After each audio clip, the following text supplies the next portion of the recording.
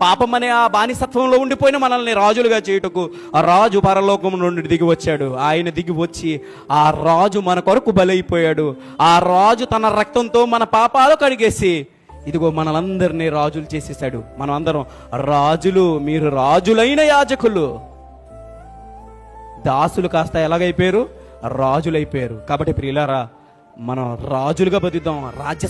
రాజసం అంటారు కదా. రాజసం అంటే ఒరే నీలో రాజసం కనపడట్లేదురా అంటారు. ఏంటి? వేసుకుని గుడ్డ మొక్కలో కనపడుతుంది అనమాట రాజసం అంటే. తెల్లగొడ్లు వేసేసుకొని, అచ్చ తెలుగులో ఇదే కదా, తెల్లగొడ్లు వేసేసుకొని మెల్లో బంగారం గంగారం వేసేసుకొని పైన కిరీటం పెట్టేసుకుంటే రాజుగారండి. అది రాజా. మన రాజస్వం ఏంటి తెలుసండి? పరిశుద్ధతే మన రాజస్వం. ఒరే నువ్వు రాజు అంటే ఎలా ఉండాలి?